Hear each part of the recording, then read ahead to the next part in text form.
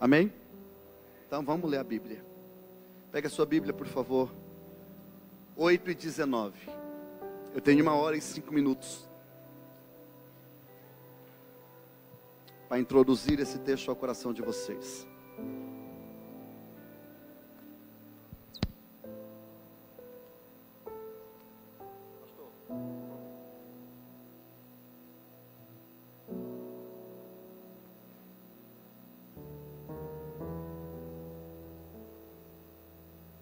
Evangelho de Jesus Cristo,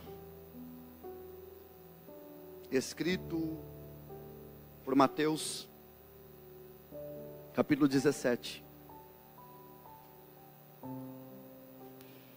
versículo de número 1.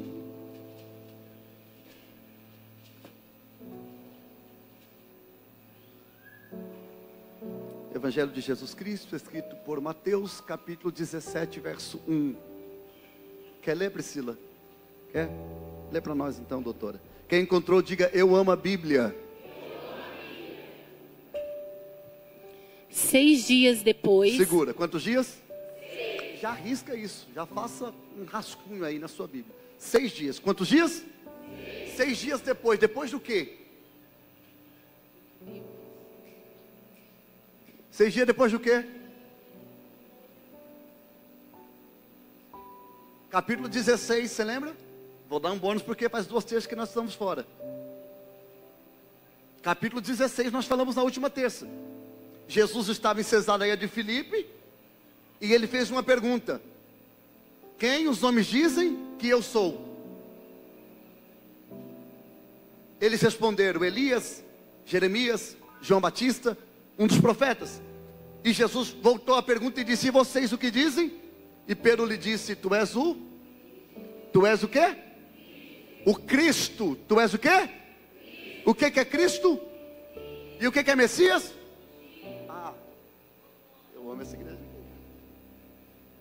Tu és o Cristo, filho do Deus vivo. E ele diz: tu és pedra, sobre essa pedra eu edifico a minha igreja, as portas do inferno não prevalecerão contra ela.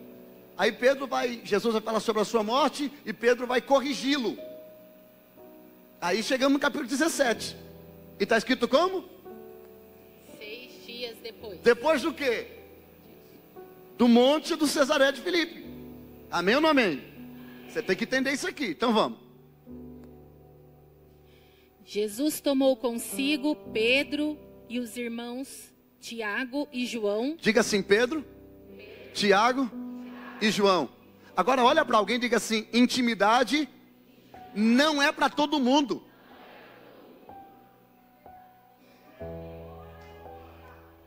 Pastor, Jesus não faz acepção de pessoa para salvar. Para salvar, ele salva todo mundo. O grande, o pequeno, o rico, o pobre, o gordo, o magro. Mas para a intimidade, ele leva quem é íntimo. Eu falo ou não? Eu falo ou não? Até Jesus tem restrição na vida dele. E você não tem restrição nenhuma.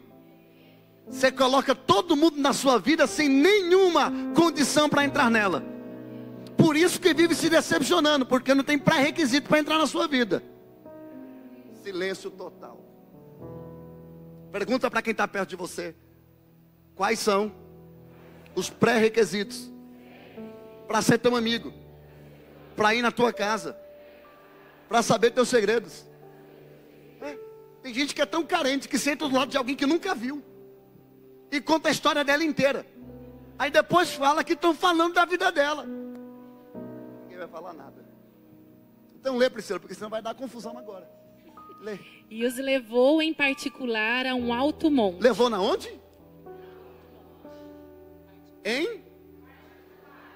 Entendi. Então continua lendo.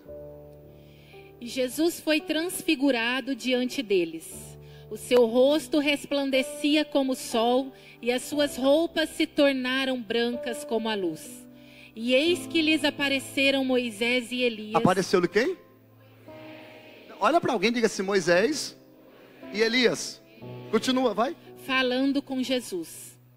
Então Pedro, tomando a palavra, disse a Jesus: Senhor, bom é estarmos aqui. Segura, quem tomou a palavra? Você percebeu que Pedro sempre fala? Pedro está falando em todos os textos. Jesus pergunta, ele fala. Jesus não fala, ele fala. Se Jesus não comenta nada, ele pergunta. Pedro, ele está falando sempre. Isso aqui é personalidade. Vai, continua lendo. Se o Senhor quiser, farei aqui 3 tendas. Quantas tendas? Uma para o Senhor, outra para Moisés e outra para Elias. Olha para cá, olha para mim. A ideia aqui é boa, sim ou não? A ideia de Pedro é boa, sim ou não? A ideia de Pedro parece certa, mas é errada. Porque nem tudo que parece bom é bom. E nem tudo que parece certo é certo. Tem coisa que tem cara que é certo, mas está errado. Tem jeito de certo, mas...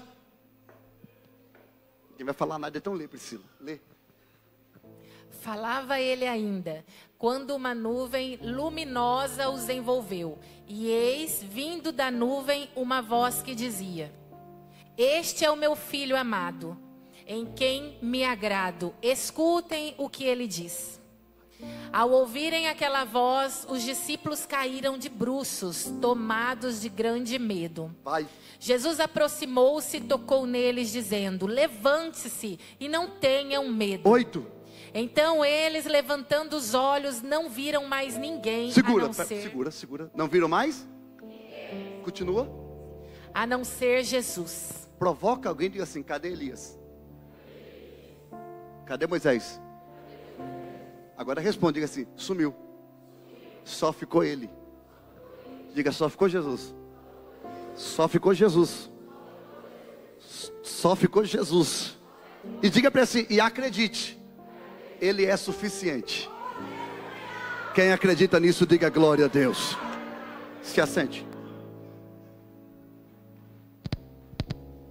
Queridos, nós estamos em uma série de mensagens, apenas reconectando vocês. Uma série de mensagens sobre Simão Pedro, da areia da dúvida, a rocha da revelação. Já fazem algumas terças, eu não sei contar agora de cabeça quantas já foram, falando sobre esse personagem por nome de Simão, chamado por Jesus do nome Pedro. Nós já sabemos que ele era filho de um homem por nome de João, ele era um pescador, ele foi criado às margens do mar da Galileia. A sua região de origem é Betsaida, que significa casa do peixe ou casa dos pescadores. Ele desenvolve a sua vida em Cafarnaum, que era a capital, como a capital da Galileia. Lembrando que a Judeia é onde está Jerusalém, a Galileia é o norte de Jerusalém. E ele está exatamente nesse contexto histórico e cultural de pescarias, até que Jesus decidiu entrar na sua vida. A Bíblia diz que Jesus apareceu em um dia comum, em um dia normal do seu cotidiano, lhe deu uma pesca maravilhosa depois de pregar de dentro do seu barco e lhe chamou para o ministério. Jesus, a Bíblia diz que Pedro, deixando tudo, agarrou a oportunidade e seguiu a Jesus. A Bíblia diz que depois disso, Jesus vai para a casa dele e cura a sua sogra. Depois que ele curou a sua sogra, a Bíblia diz que Jesus o leva para o ministério. Manda eles para pregar, manda eles retornarem. Jesus já passou pela primeira tempestade. Na primeira tempestade Jesus repreendeu ela, porque a primeira tempestade era imoléu, a palavra grega para aquela tempestade, que significa tempestade de demônios. Por isso que Jesus repreendeu. A segunda tempestade era uma tempestade espiritual, e o próprio Jesus, ao entrar dentro do barco, não repreendeu a tempestade, mas a tempestade cessou.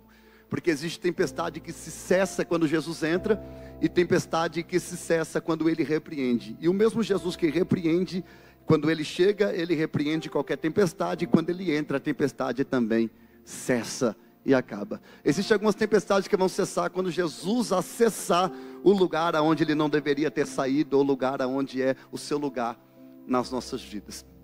Nós estávamos nas terças passadas falando sobre Mateus 16.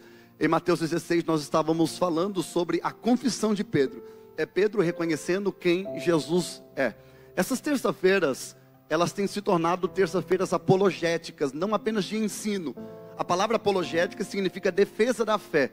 Nós temos aprendido muitas coisas aqui acerca de quem é Jesus, quem é Ele, qual é a importância de Jesus? Jesus não é uma energia, Jesus não é um arrepio, Jesus não é uma lágrima, Jesus não é uma batida de pé no chão, Jesus não é um ato profético, Jesus é o Deus encarnado. E quando Jesus se apresenta e pergunta quem ele é, quem tinha resposta clara e evidente nos lábios era esse homem por nome de Simão Pedro. Na última terça-feira, estou introduzindo vocês, porque fazem 15 dias que nós não falamos sobre isso.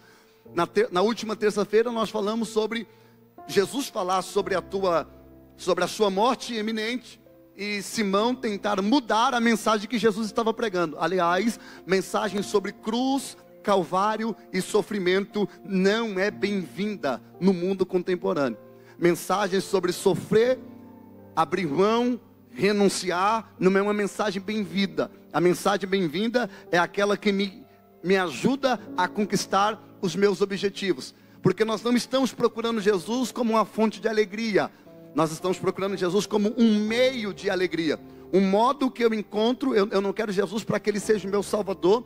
Eu não quero Jesus para que Ele seja o meu Deus. Eu não quero ser regenerado através dEle, não. Eu quero Jesus para que Ele seja um meio que me leve até o meu objetivo. Não, Cristo não é o meu objetivo. Eu estou utilizando Cristo para que através de Cristo eu alcance o meu objetivo. Vou falar de novo. Cristo não é a minha fonte de busca. Não. Eu estou procurando Cristo para que Cristo faça alguma coisa por mim. Logo, Cristo não é o objetivo, Ele é um meio. Para que eu conquiste. Para que eu realize. Porque tem pessoas desviando com raiva de Jesus? Porque elas não compreendem, elas não aceitaram a Jesus pelo que Ele fez na cruz, mas pelo que Ele pode fazer e o poder que Ele tem. Devagar, provoca quem está perto de você e diga assim: Jesus é sua fonte de alegria? Ou é um caminho, um acesso, um meio para te levar à alegria que você procura? Eu preciso saber se Cristo é suficiente. Vou de novo. Eu preciso saber se Cristo é suficiente. Pastor João Daniel, quando Jesus falou sobre cruz, Simão repreendeu Jesus. E disse: para com essa mensagem de sacrifício. E Jesus olhou para Simão, bem sutil, e disse: para trás de mim, Satanás. Você é para mim como pedra de tropeço. Ele termina sendo repreendido. Olhe para cá. Eu recebi uma mensagem de pessoas que assistem os nossos cultos à distância, porque esse culto chega em muitos lugares. E nós terminamos falando sobre Mateus capítulo 16. E o último versículo, houve-se uma indagação, e eu quero responder aqui também, aproveitando o ensejo. Coloca o texto na tela, por favor. Capítulo de número 16 do Evangelho de Mateus, verso 27 e 28. Está escrito assim, lê, Priscila. Porque o Filho do Homem há de vir na glória de seu Pai, com os seus anjos, e então retribuirá a cada um conforme as suas obras. Provoca alguém e diga assim: ele vai, mas ele vai voltar. Essa era a promessa e ele já foi. E a igreja espera ansiosamente pela sua volta, a sua vinda. 29, é aqui que está o texto, presta atenção. Lê. Em verdade lhes digo que dos que aqui se encontram... Os que aqui o quê? Essa mensagem aqui é passado, presente ou futuro? Hã? Presente, sim ou não? Os que aqui se encontram, é como o culto de hoje. Lê. Existem alguns que não passarão pela morte até que vejam o Filho do Homem vir no seu reino. Olha para cá. Pode sentar.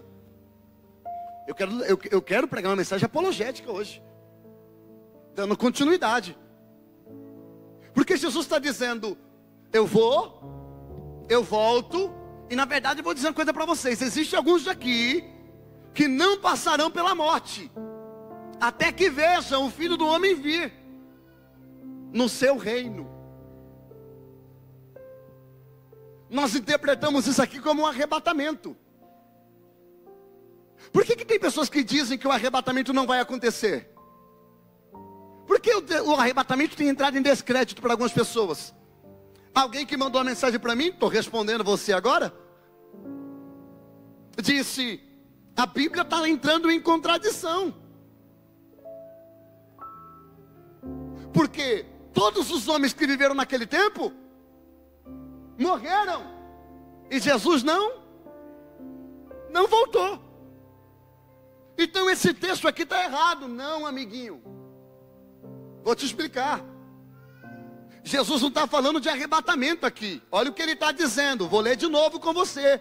Em verdade vos digo que dos que aqui se encontram, alguns dos que aqui se encontram, existem alguns que não passarão pela morte até que vejam o Filho do Homem vir no seu... Vou melhorar. O Filho do Homem vir em glória, como rei. O que Jesus está dizendo é: alguém vai ver dos que estão aqui, eu manifestado em glória. Capítulo 17, verso 1. Cheguei. 6 dias depois, uma semana se passou. Provoca alguém, diga assim: uma semana. Não, melhor diga uma semana.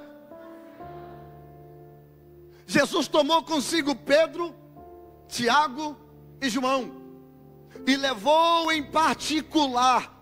Tomara que você pegue isso. Jesus não levou todo mundo, ele levou 3. Pastor, quantos discípulos Jesus tinha? 70. Pelo menos pronto 70.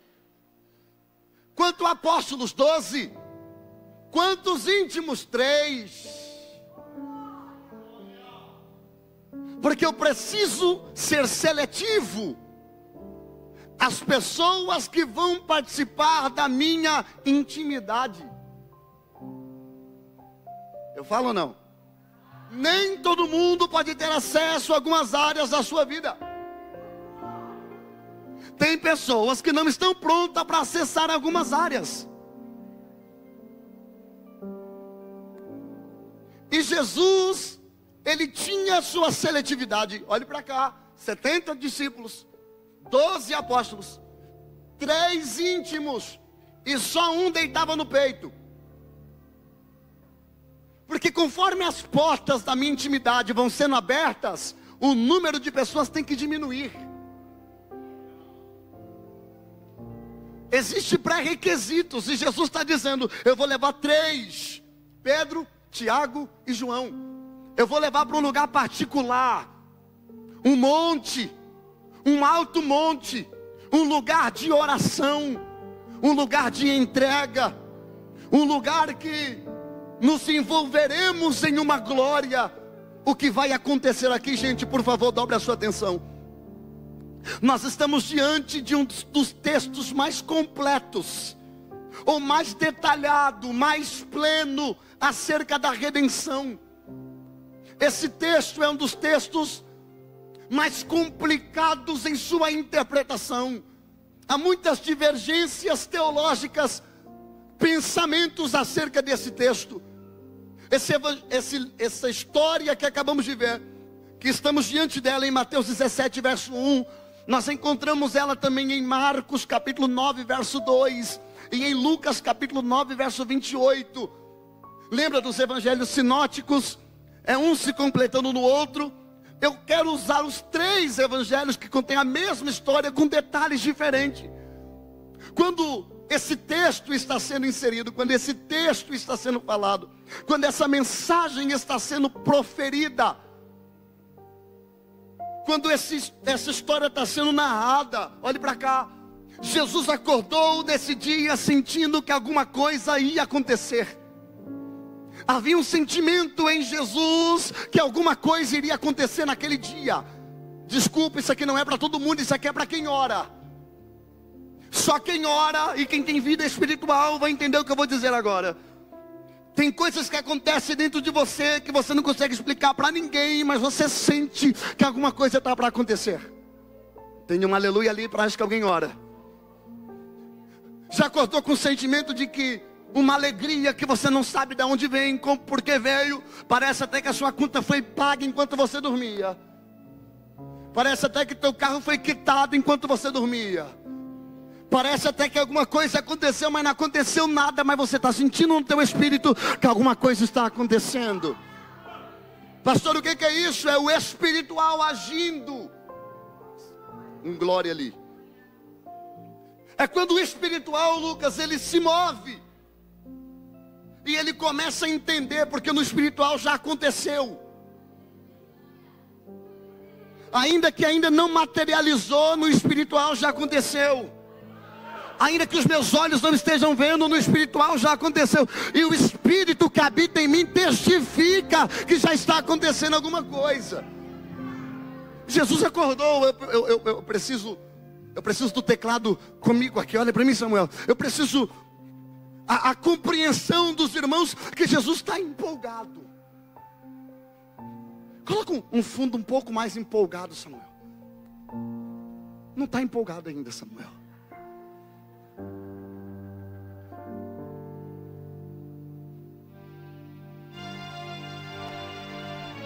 Aí empolgou demais.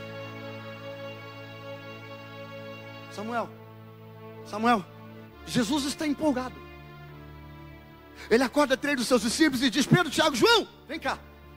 Para onde vamos? Orar. Vamos para um lugar particular. Vamos para o monte, olha o verso 2. Vamos para um lugar de oração. Quando Jesus chegou nesse lugar de oração, Jesus está empolgado. E os discípulos estão sonolentos. Jesus quer orar e os discípulos querem dormir. Porque o que causa prazer em Jesus causa desânimo nos discípulos. O meu Deus aqui perdido, eu vou de novo. O que causa prazer em Jesus, Alexia, causa desânimo nos discípulos. Jesus está empolgado, os discípulos estão com sono. Você consegue enxergar isso aqui, pastor? Você consegue enxergar isso aqui, pastor? Jesus empolgado, igual eu estou agora. E alguém olhando para minha cara assim. Eu entendo Jesus, eu estou entendendo Jesus. Eu acho que a igreja está assim para entrar na mensagem comigo. Porque Jesus está empolgado. E os discípulos estão. Dá glória.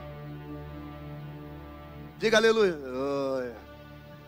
Fala para o irmão do lado. E Jesus está empolgado. Pastor, por que Jesus está empolgado? Porque o corpo, ou a glória, que ele abriu mão há 33 anos atrás, ele iria receber de novo aquele dia. Ele ia trocar aquele corpo humano de carne e osso pelo corpo de glória. Ele ia tirar a sandália de couro e ia ser substituída por latão reluzente. Os teus olhos não seriam mais castanhos, mas se tornaria 2 tochas de fogo. O seu cabelo não seria mais castanho, mas seria branco como a neve. O corpo que há 33 anos ele abriu mão para se tornar criança e nascer no ventre de Maria, ele vai receber aquele corpo de novo.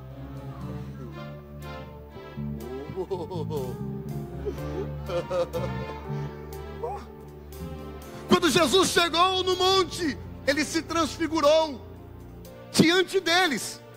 O seu rosto resplandecia como o sol. A sua roupa se tornou brancas como a luz. E eis que apareceu no monte Elias e Moisés. Quem está comigo, diga: eu estou. Vai ficar bom a partir de agora. Elias vem pelo lado, Moisés pelo outro. Marcos e Lucas vai dar detalhes que Mateus não dá. Olha o relato de Marcos. Olha, vou ler Lucas. Abre Lucas para mim. 9, 29. Coloca o 29, deixa eu ver. O 29. E aconteceu que enquanto ele orava, apareceu no seu rosto, transfigurou a roupa e ficou mais branca, um branco brilhante. E eis que dois homens vinham falar com ele, Moisés e Elias, 31, que apareceram em glória, falava da morte de Jesus, que estava para se cumprir em Jerusalém. 32, Pedro e seus companheiros estavam? Não, Pedro e seus companheiros estavam? Gente, o culto tem Jesus se transfigurando, Pedro, Elias chegando para o culto, Moisés chegou no culto, e os discípulos?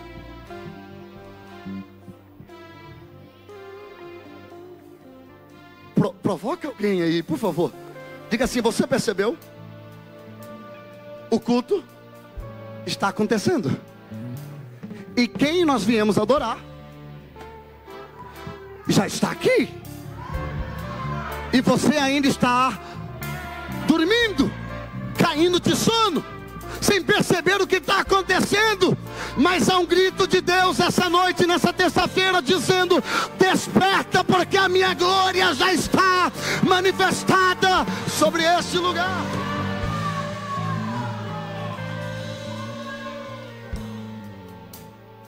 Cuidado para não dormir no ponto. Cuidado para o sono não te roubar a maior experiência da sua vida. Quando você dorme muito, você perde alguma coisa. É isso aqui. Sansão dormiu no colo de Dalila e acordou sem cabelo. Porque quem dorme acaba perdendo alguma coisa. E quem dorme perde o sentido do que está acontecendo em sua volta. Jesus está transfigurado, Elias chegou, Moisés chegou. Diante desse cenário, Simão, ele vai tentar dar uma dica. Olha a dica: Senhor, bom é estarmos aqui. Se quiser, nós vamos montar 3 tendas. Quantas tendas? Uma para o Senhor, uma para Elias e outra para Moisés. Pastor, não entendi. O que Simão está dizendo é: Jesus, tu é do patamar de Moisés e de Elias. A tua olha, eu pensava que tu era o cara, mas agora eu estou vendo que tu é bem mais do que eu pensava. Porque tu é do tamanho de Moisés. Tu é do tamanho de Elias. Parece uma coisa certa, mas está? Onde está o erro, pastor? O erro está comparar Jesus com Elias, com Moisés. Moisés, ele é o representante da lei, a antiga aliança, a mitzvot, as 613 leis, os 10 mandamentos dados na pedra. Moisés é o representante da lei. Elias é o primeiro profeta, o representante dos profetas, o leão dos profetas. Então ali está representando a lei Moisés, e representando os profetas Elias. Isso aqui dentro de um cenário teológico, os dois chegaram como se dissesse: nós viemos se apresentar ao Senhor como prova que no Senhor está o cumprimento da lei e o cumprimento dos profetas. Tudo se converge ao Senhor. É como se tivesse escrito nas entrelinhas: tudo que eu escrevi, Moisés dizendo, era sobre o Senhor. E Elias dizendo, tudo que eu profetizei era sobre o Senhor. Porque a lei e os profetas falavam sobre ele. A ideia de Pedro é a ideia de Levítico 23, 34 até o 43, sobre tendas. A tenda é a festa do tabernáculo. Diga comigo, festa do tabernáculo. Não, você não disse nada. Diga, festa do tabernáculo. É onde celebrava a peregrinação do povo que saiu do Egito. Havia 3 festas importantes em Jerusalém. Entre todas as festas, 3 as mais importantes: Páscoa, Tabernáculo e Pentecostes. Pedro está se consubstanciando a Zacarias 14, 16 a 19. Ele está dizendo: eu vou montar uma tenda para o Senhor e uma tenda para eles, para que os senhores habitem sobre uma tenda, para que o Senhor fique debaixo dessa tenda. A atitude de Pedro, o impulso, o zelo e a sua incompreensão provoca que alguém diga assim: Pedro não entendeu nada. Não, melhor, diga: Pedro não entendeu nada. Pastor, por que Pedro não entendeu? Porque Pedro está querendo honrar, mas por não saber. Até porque, gente, há 7 dias atrás Pedro disse que ele era o Cristo. 7 dias depois Pedro não sabe mais quem ele é. Eu vou falar de novo isso aqui bem devagar. Está comigo? Everton, está comigo? Então vamos lá. Há 7 dias atrás ele estava dizendo que Jesus era o Deus, o Filho de Deus, o Cristo. Agora ele está comparando.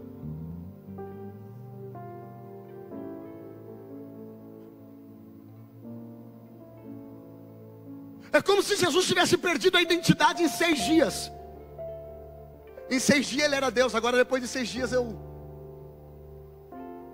provoca quem está perto de você e diga assim: as situações da vida muda quem Jesus é para você.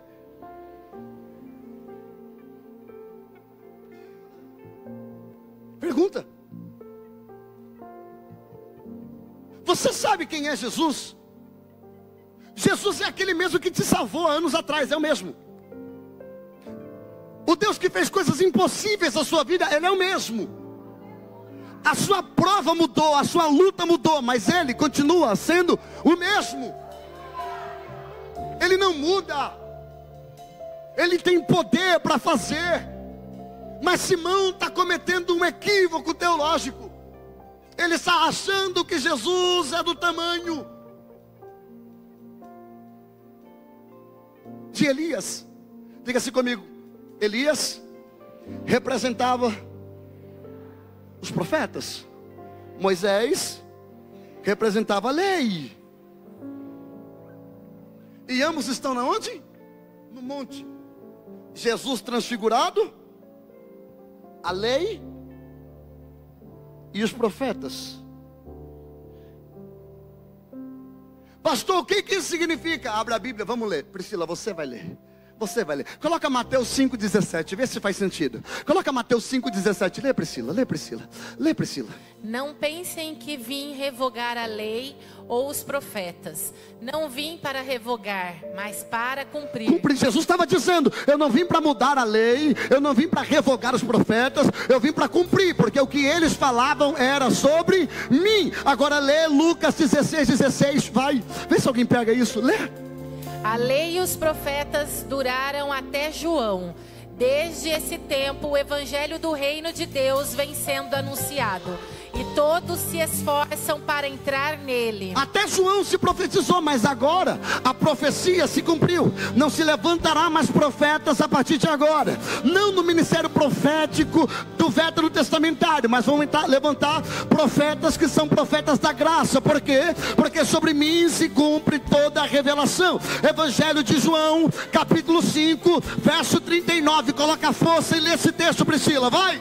Vocês examinam as escrituras, porque julgam ter nelas a vida eterna, e são elas mesmas que testificam de mim. Porque a Bíblia não é sobre uma história de um homem, a Bíblia é sobre a história de um Deus que se fez homem para salvar a humanidade. Olhe para cá. A Bíblia é sobre Jesus. Jesus está dizendo: tudo está falando sobre mim. Vocês não estão entendendo, vocês não estão conseguindo compreender, mas tudo que está está escrito, aponta diretamente para mim. Olhe para cá, para você pular dessa cadeira. Jesus foi para a cruz, no terceiro dia ele ressuscitou, e depois de ressuscitar, ele apareceu para os seus discípulos, e quando apareceu para os discípulos, ele mandou um recado, e agora quem pegar, dá um pulo para dar um grito de glória. Evangelho de Lucas, capítulo de número 24, versículo de número 44, Jesus está ressuscitado. Priscila, lê, Priscila. A seguir, Jesus lhes disse: são estas as palavras que eu lhes falei, estando ainda com vocês.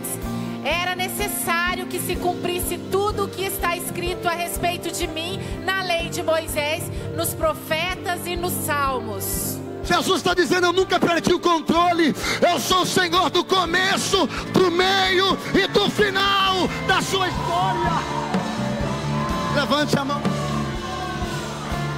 Levante a mão direita ao céu. Levante a mão direita aos céus. Levante a mão direita ao céu. Não, não levante a esquerda, as duas, porque uma é pouco. Agarra a mão de alguém lá em cima e diga: Ele é o Deus do começo, Ele é o Deus do meio, Ele é o Deus do final da sua história. Ele não perdeu o controle.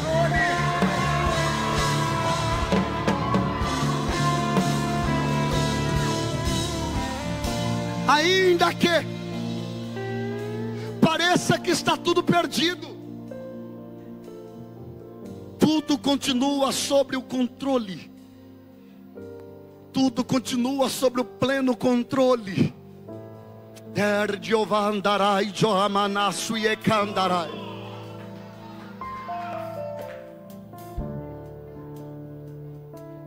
Pedro respondeu no capítulo 16. Pastor João Daniel, no 17 ele entende que ele tem que falar alguma coisa.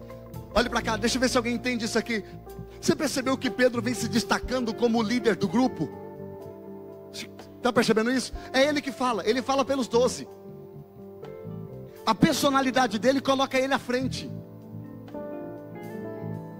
A atitude faz com que você saia na frente. Um aleluia, vou de novo. A atitude faz com que você saia na frente. A personalidade dele. Eu preciso dar resposta. Ninguém tem coragem de responder. Pergunta assim, por quê? Não, só responde se todo mundo perguntar. Pergunta por quê? Porque tem medo de errar. E o medo de errar às vezes nos impede de vivermos muitas experiências. Pedro não, eu vou falar para ver se alguém pega isso. Está comigo, Bruna? Está comigo, Bruna? Está comigo, Bruna? Pode pegar. É preciso a compreensão. Não, mas o que vão pensar de mim? Não importa, eu vou falar. Mas o que vão dizer? Não importa, eu vou falar. E se você errar, é bom que ele me corrige.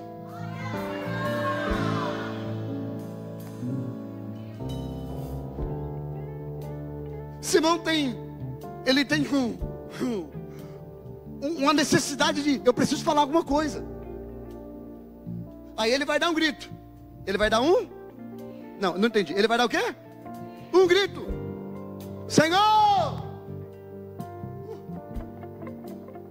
Bom é estarmos aqui. Nem parece que estava dormindo. É muito bom estar aqui. Que maravilha é poder estar aqui.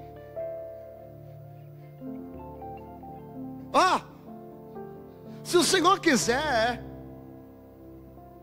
nós vamos montar 3 barracas. Uma para o Senhor, uma para o Moisés, inclusive Moisés, pai do Senhor, São Pedro, e outra para Elias. Elias, maneira a tua história. Vou montar uma barraca para os 3. Eu imagino alguém dizendo, pô, boa ideia, boa ideia.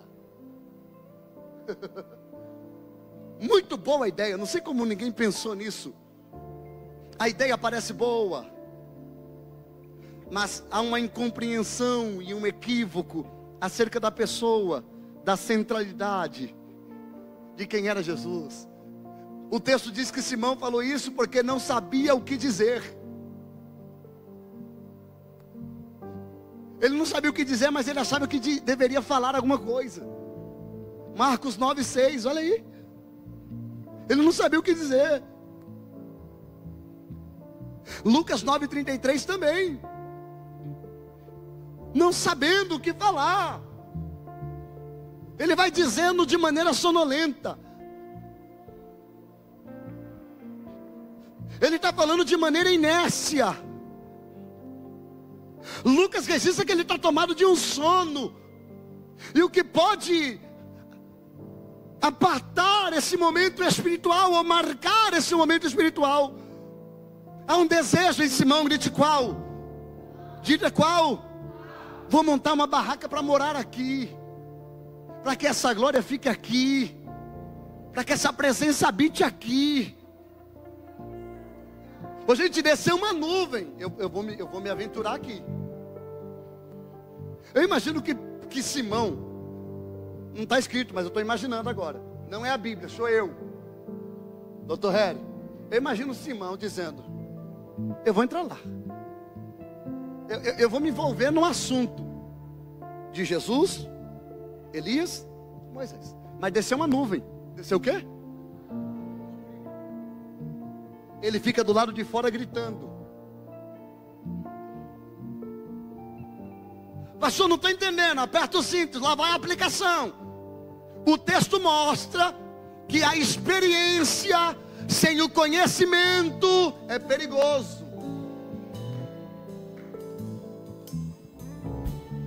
A experiência sem o conhecimento é um perigo. Pedro está vivendo experiência espiritual, sim ou não? Sim ou não? Está vendo a glória de Deus manifesta, sim ou não? Está vendo Jesus glorificado, sim ou não? Está vendo Elias e Moisés, sim ou não? Mas não tem compreensão do que está acontecendo. A experiência sem o conhecimento é perigosa. A graça sem o conhecimento é um perigo. Experiência espiritual sem compreensão é perigosa. Da mesma maneira que o conhecimento sem a graça também é perigoso. Se você se envolver nos estudos e não se envolver com a oração, você vai se tornar um incrédulo, um cético, um teólogo chato, que não acredita mais em nada. Até o que sente começa a ser refutado. Eu vou falar? Não vou falar não. Vocês gostam, né? É uma galera que vive experiências espirituais com Deus, depois para de viver experiências para viver apenas teologia, e se perdem questionando o que acreditavam. Crentes batizados com o Espírito Santo, falando que não existe línguas estranhas. Pentecostal que não acredita em poder de Deus. Ninguém comigo, eu vou continuar. Pessoas que mal lêem um livro teológico e acham que agora tudo do Espírito é balela. Não acredita em revelação, não acredita em cura, não acredita em manifestação de Deus. Essa igreja é continuista. Nós acreditamos nos dons espirituais. Levanta a mão. Jesus salva, Jesus cura, batiza com o Espírito Santo.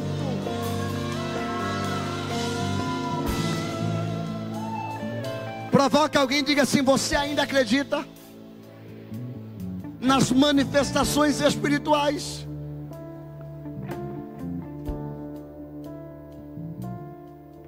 Não é porque banalizou que não seja verdadeiro. Não é porque algumas pessoas estão brincando com isso que deixou de ser sério. Vou falar isso aqui.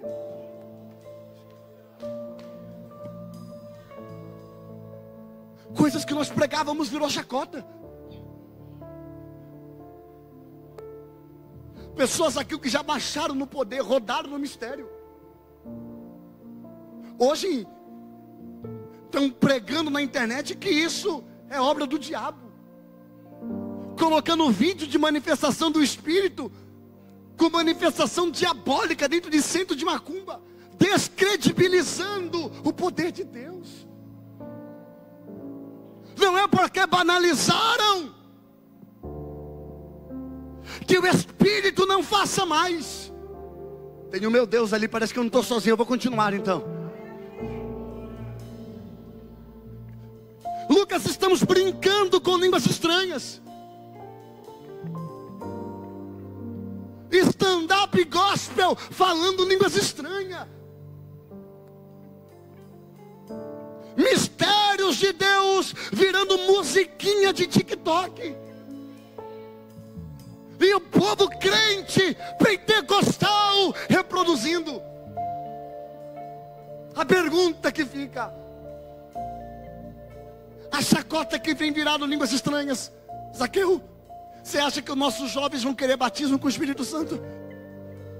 Você acha que a tua filha vai querer batismo com o Espírito Santo? Você acha que o teu filho, que você está lutando para manter crente, vai querer batismo com o Espírito Santo? Claro que não. Porque na internet banalizaram línguas estranhas. Que é isso, pastor?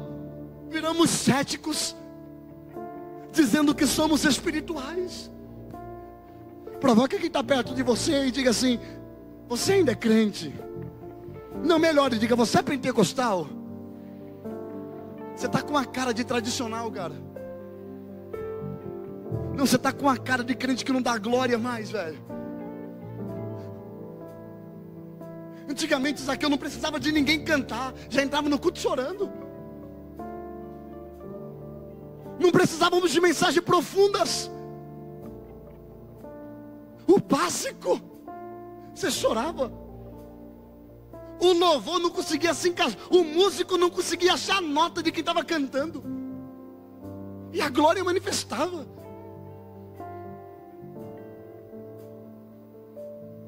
Mas aí a graça vai sendo tirada, o conhecimento vai sendo adquirido e vai sufocando a graça. Porque o conhecimento sem graça é perigoso. Eu digo isso aos teólogos aqui da igreja: cuidado. De vez em quando eu estou dando um puxão nos meninos: cuidado, isso é sério. Isso é sério. Porém, entretanto, todavia, eu preciso entender que a graça ou a experiência espiritual sem o conhecimento também é perigoso. Levanta a mão, por favor. Dedo de profeta lá em cima. Joga no nariz de alguém. Diga se você precisa de equilíbrio.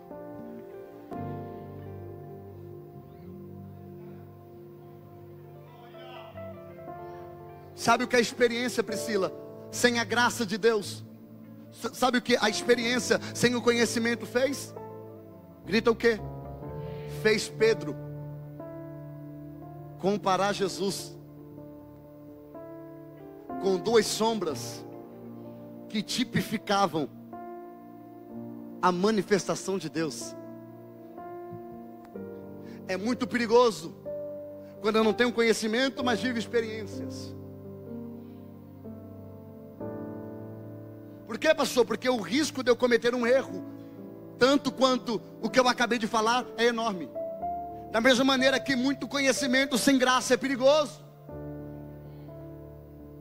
muito poder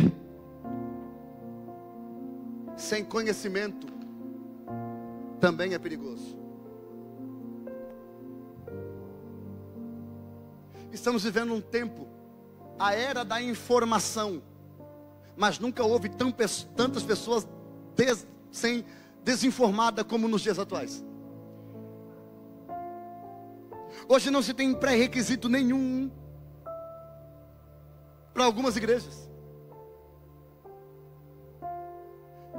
Talvez aqui em Votuporanga nem exista, lá em Franca também não, mas por aí. Igrejas onde não tem palavra, onde se canta 35 hinos, depois vamos para a parte mais importante do culto, 5 minutos.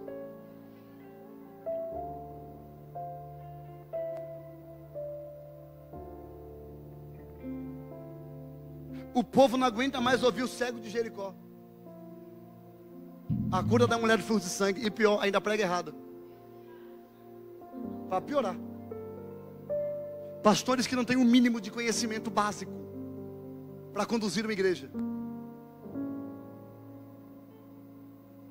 Conduz tudo na base da experiência. Aí eu vi um anjo. Eu vi um arcanjo, eu vi uma bola de fogo, tá? Agora abre a Bíblia. Abre a Bíblia em Naum. Hã? Naum. Tá na Bíblia esse negócio? Tá. Antes de Apocalipse. Depois de Gênesis. Não. Provoca alguém e diga assim: Pedro tem espiritualidade, mas não tem experiência. Não, diga assim: Pedro tem experiência, mas não tem conhecimento. Perigoso, hein? Conhece alguém? Conhece? Conhece, Zaqueu? Você não frequenta esses ambientes, né, Zaqueu? Sua agenda está fechada para esses lugares, né, Zaqueu?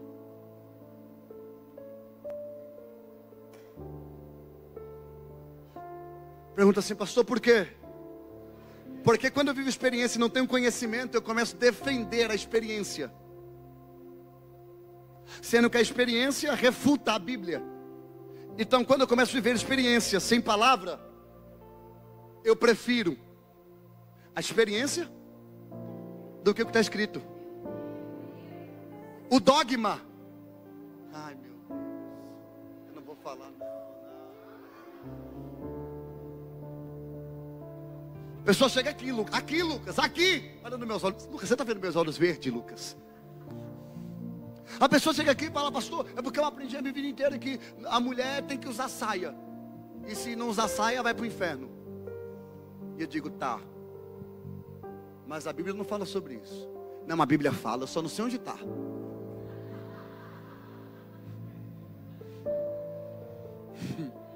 Aí eu digo: coloca no Google. Aí ela diz: hello Google, passagem bíblica onde a Bíblia fala que a mulher tem que usar saia. O Google diz: não me encontraram. Aí eu pego a Bíblia, eu abro para ela a Bíblia, eu mostro o texto para ela, eu leio o texto, eu explano o texto, eu dou uma aula teológica sobre o assunto que ela me perguntou. Ela diz: o senhor tem razão, mas o meu negócio com Deus é diferente. Aí eu penso: miserável.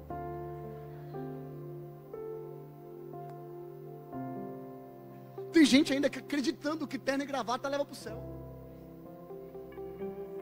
Tem gente que desviou porque eu prego de camisa. Não, pastor não. Pelo menos, o outro pastor lá pelo menos é herege, mas pelo menos usa terno. Porque para mim o que vale? Para mim o que vale? Não, a experiência. Sabe o que é, Priscila? Eu vou te contar. É porque você é espiritual, você vai me entender.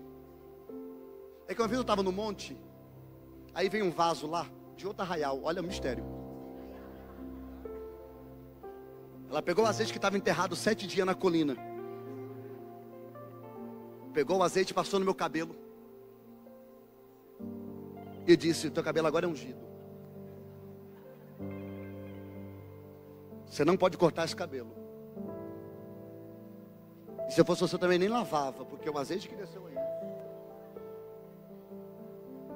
Aí ela desce do monte assim. Não toca na ungida do Senhor. Ó. Aí você fala assim para ela: rapidinho. A Bíblia não fala nada sobre isso. Mas o anjo que desceu lá no monte, pronto. O anjo que desceu lá é mais importante do que a Bíblia, porque a Bíblia está incompleta. Agora Deus está mandando um anjo para fazer você viver experiência espiritual, porque a Bíblia não é suficiente para você. Provoca alguém e diga assim: cuidado. A experiência sem o conhecimento é perigoso. Ei, eu não estou aqui descredibilizando os mistérios que você viveu. Eu vivi muito mistério. Eu sou do plá, do plé, do plu, do que você quiser. Se tem alguém que gosta de mistério, sou eu. Eu já desci um monte rolando de cambalhota. Estou falando sério.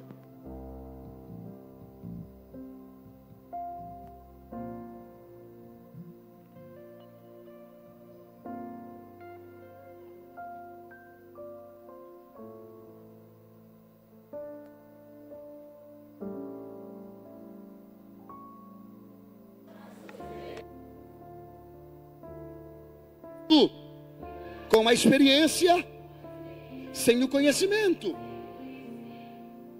Eu não estou puxando nem para um lado. Tudo bem, filho? Ó, eu não estou puxando o lado, nem para o conhecimento sem a graça, e nem estou puxando para o lado da graça sem. Precisa ter o quê? Os dois. Tem uma verdade ali também, só ele. Sozinho, eu e ele, estamos juntos. Mas Pedro era consciente do que estava acontecendo ali. Na hora ele não era consciente, mas depois ele amadureceu. Vou falar de novo. Pedro amadureceu. Eu vou falar de novo. Pedro amadureceu. Ele era só um menino, Priscila. Então ele tinha experiência, mas não tinha. Mas logo o conhecimento veio. Aí teve o quê? Aí ele deu um conselho. Já velho, antes de nas masmorras, pronto para ser crucificado, para ser entregue, para ser morto, ele mandou uma carta aos irmãos. E o capítulo de número 3 da segunda carta de Pedro, versículo 18. Não, leu 17. Priscila, lê, coloca força nessa leitura, Priscila. E vê se alguém pula da cadeira, porque você quer conselho de Pedro, vai. Pelo contrário, cresçam na graça. 17, meu filho, 17. Isso, vai. Portanto, vocês, meus amados, visto que já não sabem disso, tenham cuidado para que não sejam arrastados pelo erro desses insubordinados e caiam da posição segura em que se encontram. Pelo contrário, cresçam na graça e no conhecimento de nós. Pelo contrário, cresçam na graça e no conhecimento. De novo. Cresçam na graça e no conhecimento. De novo. Cresçam na graça e no conhecimento. Até alguém entender, lê de novo. Cresçam na graça e no conhecimento. Mais uma vez. Cresçam na graça e no conhecimento. Mais uma vez. Cresçam na graça e no conhecimento. Eu vou falar até alguém da glória. Cresça na graça e no conhecimento.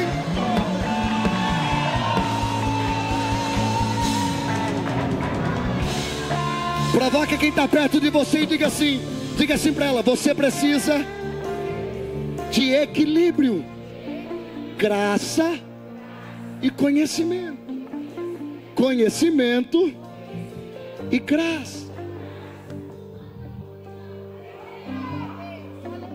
Porque a graça sem conhecimento é um perigo, e o conhecimento sem graça é um.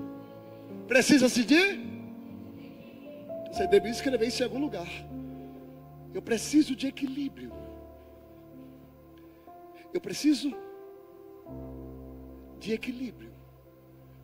Eu preciso compreender os mistérios de Deus. Eu preciso de equilíbrio para caminhar por fé, por graça, por conhecimento. Sabia que é possível você ter experiência e não ter fé? Não vai falar nada comigo. Sabia que é possível você marchar, ver anjo, pular, fazer e não ter fé?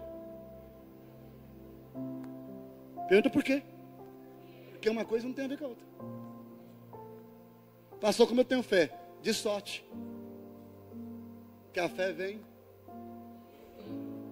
pelo ouvir.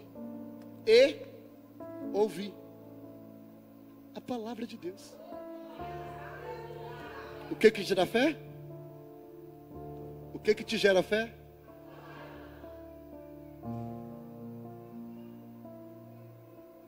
O que a igreja atual, a DTFN de Votuporanga, precisa?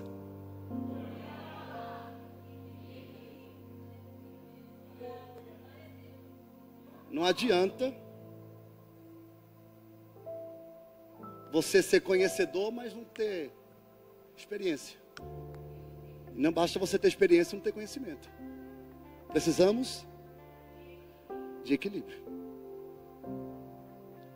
Pedro está cometendo um equívoco. Mas olha Mateus 17, verso 5. Parto para o fim. 7 minutos para mim enterrar. Lê, Priscila. Falava ele ainda, quando uma nuvem luminosa os envolveu. E eis, vindo da nuvem, uma voz que dizia... O que veio da nuvem? Que fazia o quê? Dizia o quê, Priscila? Este é o meu filho amado, em que me agrado. Escutem o que ele diz.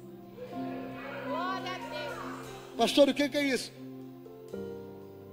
Deus está repreendendo Simão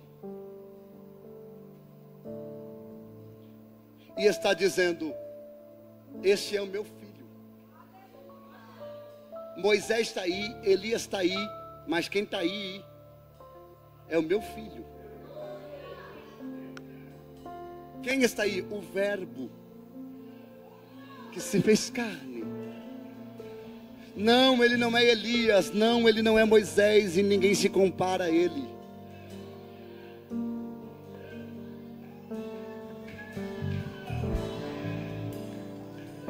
Se alguém pegar isso aqui, você grita, tá? O que Pedro estava dizendo era: vou fazer uma tenda para que essa glória fique debaixo da tenda. E Deus está dizendo: não, não monte tenda, porque essa glória que eu estou mandando não é para ficar na tenda. Essa glória não é para ficar no tabernáculo.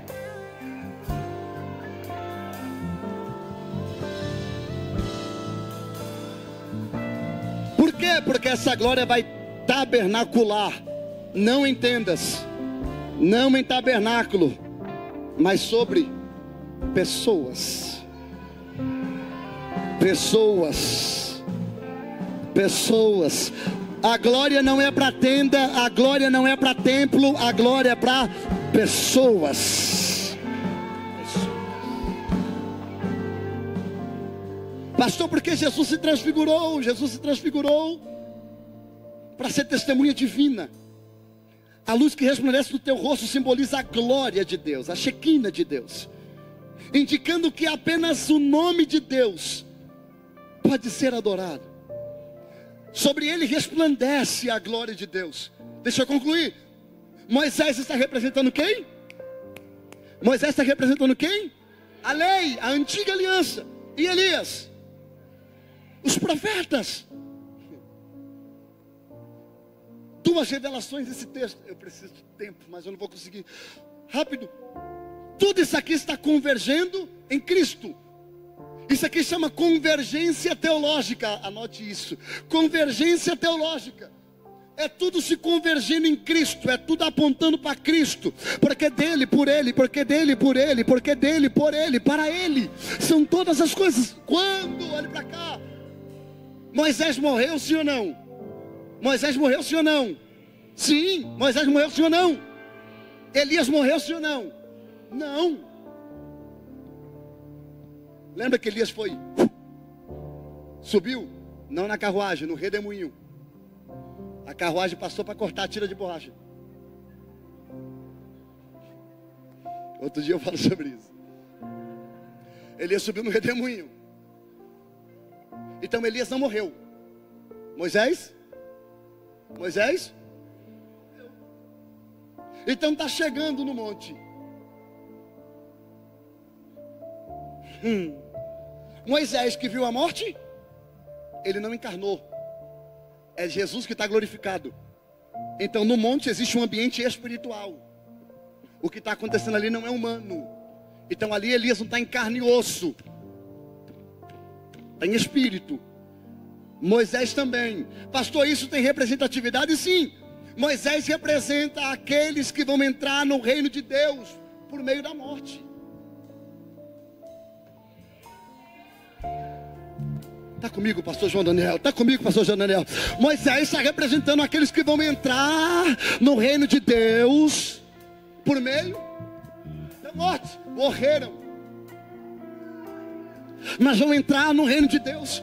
Ah, meu Deus do céu. Tessalonicenses, não vai dar para colocar na tela. Tessalonicenses, Paulo vai dizer assim: porque ao soar das trombetas, os mortos ressuscitarão primeiro, e nós que estamos vivos seremos arrebatados. Então Elias e Moisés, Moisés representa aqueles que entrarão no reino de Deus através do quê? Da morte. E Elias que não morreu, é aqueles que vão se encontrar com Deus sem conhecer a morte. Elias e Moisés, tem alguém comigo aqui? Elias e Moisés estão se apresentando, estão falando sobre a crucificação. Eu amo muito a Bíblia, essa aqui. Há uma teoria teológica de Orígenes, de 253 depois de Cristo, chamado teologia alegórica. E dentro desse pensamento teológico, se fez entender no segundo século que esse encontro de Elias, Moisés e Jesus aconteceram simultaneamente no mesmo momento. Pastor, não estou entendendo. Aperta o cinto. Terminei. Está comigo? Está comigo? Quando Jesus subiu no monte e se transfigurou, se acredita que no mesmo momento Moisés acabou de subir para o Sinai e Elias acabou de subir para o Carmelo, porque ambos tiveram a mesma experiência. Pastor, não estou entendendo. É como se Jesus tivesse saído de dentro do tempo Cromos, entrado para dentro do Kairos, onde tudo acontece simultaneamente ao mesmo tempo, como tempo paralelo.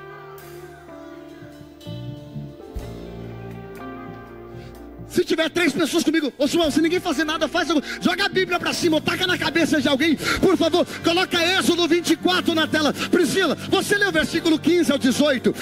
Priscila, antes de você ler, olha aqui para mim, Priscila. Jesus está no monte, não está, Priscila? Jesus está transfigurado, não está, Priscila? Elias e Moisés aparecem, não aparece, Priscila? Aí Pedro quer entrar, o que desceu lá, Priscila? Uma nuvem, não foi, Priscila? E envolveu eles, e lá de dentro da nuvem Deus falou com eles, não foi isso? Agora lê o texto, por favor. Vê se eu estou ficando louco e manda o dedo nessa guitarra, Lucas. Lê, Priscila, lê, Priscila. Tendo Moisés subido, uma nuvem cobriu o monte, e a glória do Senhor pousou sobre o monte Sinai. Vai. E a nuvem o cobriu durante 6 dias. 17. No 7º dia, do meio da nuvem, o Senhor chamou Moisés. O Senhor chamou Moisés. Pastor, não estou entendendo. Elias está no Carmelo, Moisés está no Sinai. Isso com diferença de 3.000 anos. E Jesus está no monte, e a glória de Deus desce sobre.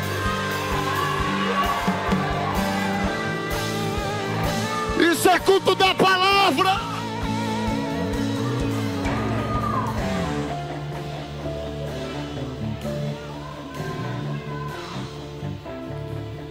Terminei. Zaqueu, mas bate essa baqueta com força. Olha aqui para mim, Zaqueu.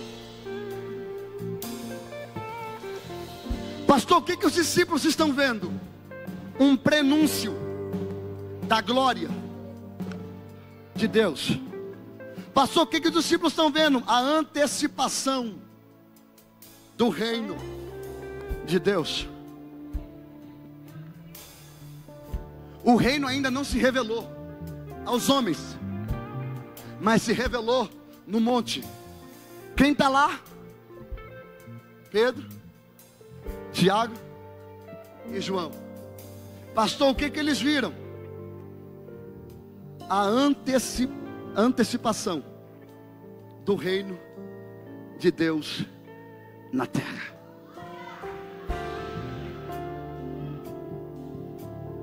Pastor, o que Pedro, Tiago e João estão vivendo? A antecipação do reino de Deus na terra. Um pouco do céu na terra. Jesus revelou a glória dele antes da glória ser revelada. Grita, pelo amor de Deus, porque grita. Mateus 16, 28, lê de novo, Priscila, para ver se alguém pula da cadeira. Lê, Priscila. Em verdade lhes digo que, dos que aqui se encontram, existem alguns que não passarão pela morte até que vejam o Filho do Homem vir no seu reino. Pastor, não está entendendo. Jesus falou no 16 que alguns que estão aqui não vão morrer sem antes ver a minha glória. Tem alguém pegando esse texto isolado e dizendo: Jesus falou que ia voltar e não voltou. Os homens morreram e não viram a glória. Mas Simão Pedro está dizendo: eu vi o unigênito de Deus.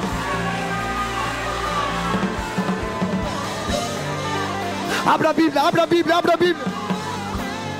Provoca alguém e diga assim: o que ele fala acontece. Não diga: o que ele fala se cumpre. O que ele fala não volta atrás. Ele disse: alguns dos que estão aqui não vão morrer sem antes ver, sem antes vir. Provoca alguém e diga assim: e viu alguma coisa? Pergunta aí: e alguém viu alguma coisa? Segunda Pedro, capítulo 1, 16 ao 21. Eu fechei a Bíblia. Você vai ler, Priscila, mas você não vai ler de qualquer maneira. Você vai ler com voz de pregador agora, Priscila. Lê, Priscila, com força. Lê, Priscila. Olha o que Pedro está escrevendo na velhice, vai. Porque não lhes demos a conhecer o poder e a vinda do nosso Senhor Jesus Cristo, seguindo fábulas engenhosamente inventadas. Mas nós mesmos fomos testemunhas oculares da sua majestade. Mas nós mesmos fomos testemunhas oculares da sua majestade.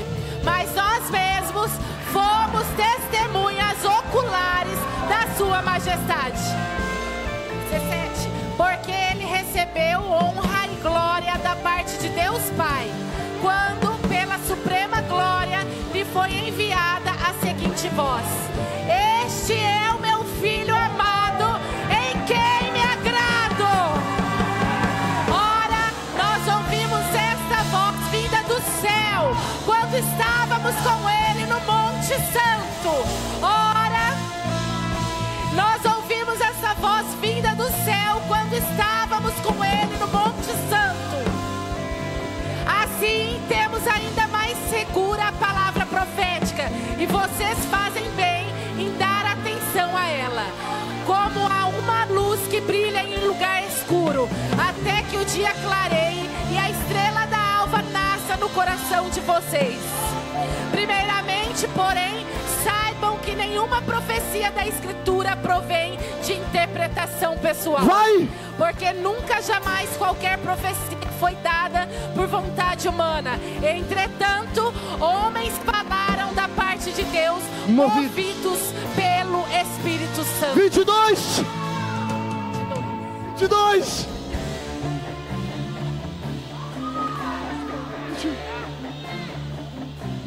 Pedro revelou dizendo: nós vimos, nós somos testemunha ocular. Não, perdão. Não, isso aqui não me falaram não, eu estava lá, amigão. Isso aqui não é conversa de igreja não, isso aqui foi eu que vivi. Isso aqui não é fábula, isso aqui é verdadeiro. Eu vi ele se transfigurando, Eu vi Moisés, eu vi Elias, e mais do que isso, eu ouvi a voz. E o que a voz dizia? Este é.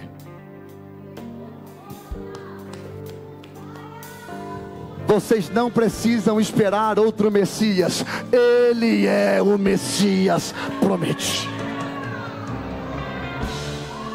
Terminei.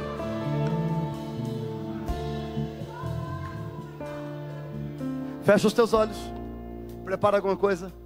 Eu queria que você fechasse os teus olhos. Coloque a mão no teu coração. Eu faço a última oração do culto e entrego o microfone. Encerra o culto.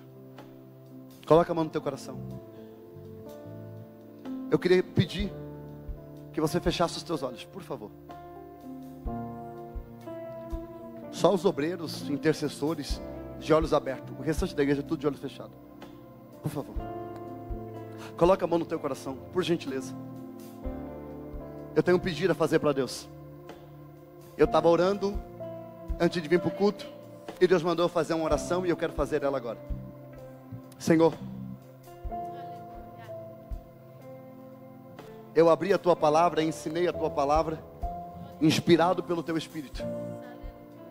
O Senhor disse para mim fornecer à igreja conhecimento, sabedoria, porque a experiência e a graça o Senhor faria e mandaria. Senhor, nós estamos a 1h10 mergulhados no texto bíblico, buscando conhecimento da verdade da tua palavra. Mas nós pregamos aqui que conhecimento sem graça é vazio. Eu sinto a tua graça na palavra, mas o Senhor falou que manifestaria uma graça sobre este lugar. Isso. O Senhor não precisa da minha ajuda para fazer nada. O Senhor faz. Isso. Eu tenho um pedido a fazer ao Senhor. Onde houver crentes que têm conhecimento e carecem da tua graça como eu careço, manifesta sobre ele a manifestação do teu Espírito. Você que ora em línguas estranhas, começa a falar em línguas agora. Isso. Você tem que sair daqui com a graça e com o conhecimento. Conhecimento você recebeu, agora receba graça. Graça. Graça. Isso. Abra a sua boca. Fecha os teus olhos. Abra a tua boca. Eu estou sentindo o peso da palavra. Isso. Isso. Isso.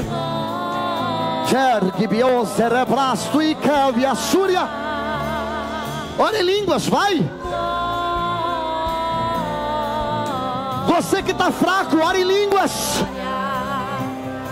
Você que está desanimado, ora em línguas. Quem fala em línguas edifica o próprio Espírito.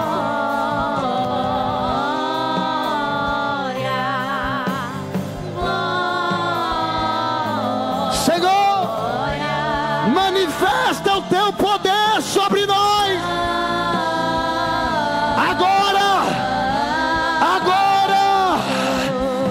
receba marcha, receba unção, receba sapato de fogo, receba armas espirituais, receba graça, graça. Graça.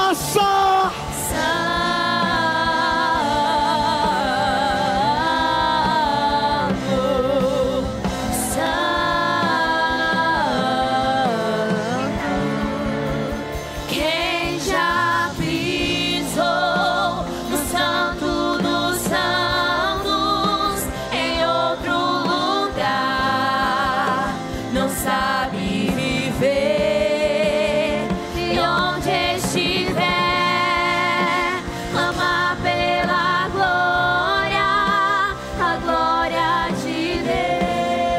Fecha os teus olhos. Fecha os teus olhos. 1 minuto eu libero a benção. Mas Jesus falou para mim: Johnny, segura os instrumentos, porque o único som que eu quero ouvir agora é a adoração de quem sente a minha glória.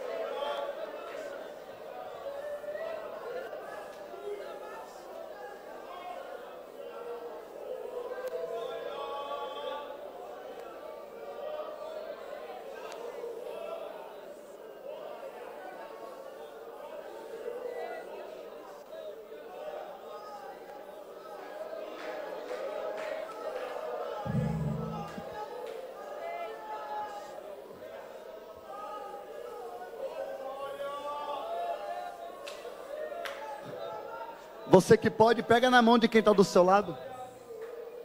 Você que pode. Mas segura a mão dela, olha dentro dos olhos dela e diga assim: sabe por quê? Não, você não disse. Olha nos olhos dela e diga assim: sabe por quê? Deus não permitiu que Pedro montasse a tenda, porque o que estava naquele monte era a glória de Deus. E a glória de Deus não pode ficar debaixo da tenda, porque a glória de Deus decidiu morar em você.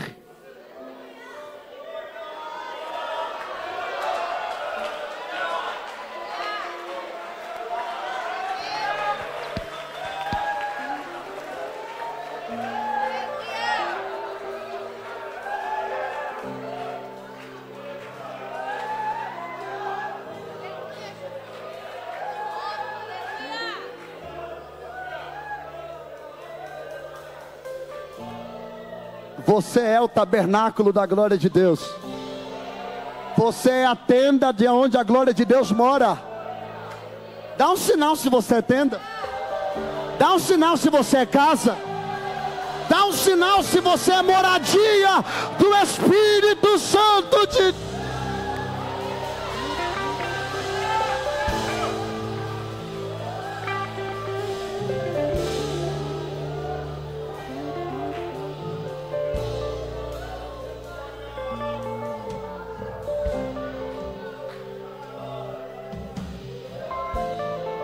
Que o Senhor te abençoe e te guarde. Que o Senhor faça resplandecer o teu rosto sobre ti e tenha misericórdia de ti. Que a estrada se erga ao encontro dos teus caminhos. Que o vento sempre esteja sobre as tuas costas. Que o sol brilhe quente sobre a tua face. E quer que nos vejamos novamente. Jorge bedesturi aplaide o camaruci a terra. Te quer dio montri a serio calamanchuri biqueria saios. Dio canto riaplesio plaque a turibicchio soria hai. Trica para come dio suricalio soria hai. Suribioca.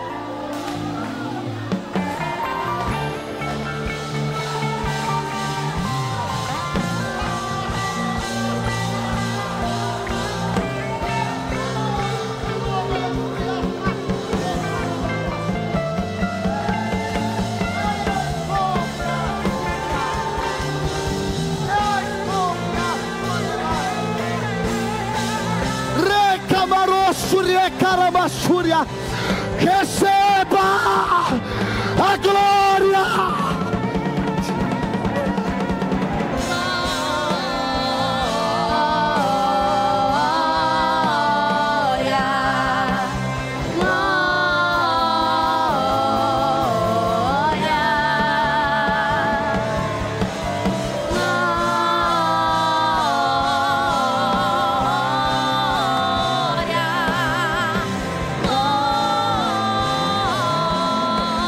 Glória.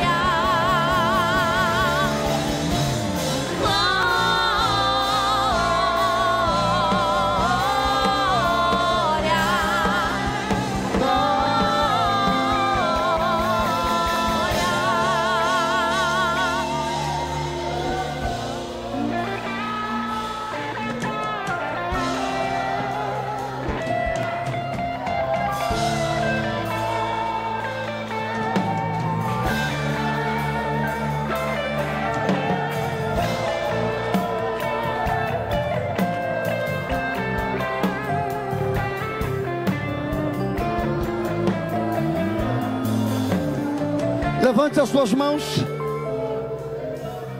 Eu entendi. O Senhor falou para mim: Johnny, manda a igreja levantar as mãos e fechar os olhos, porque eu estou segurando esse povo aqui, porque eu estou dando um livramento. Tem uma obra do diabo armado lá fora. Mande os meus vasos levantarem as mãos, porque eu vou tomar 35 vasos que vão marchar e vão cortar laço no meio dessa igreja. Nesses vasos que eu tomo, eu quebro a obra que está lá fora, eu dou livramento, eu entro com salvação e liberta alguém da sua casa. Cadê os vasos? Pé, olha lá. 1, 2, 3, 4, 5, 6, 7. Pega, pega, pega, pega, pega, pega, pega, pega, pega, pega.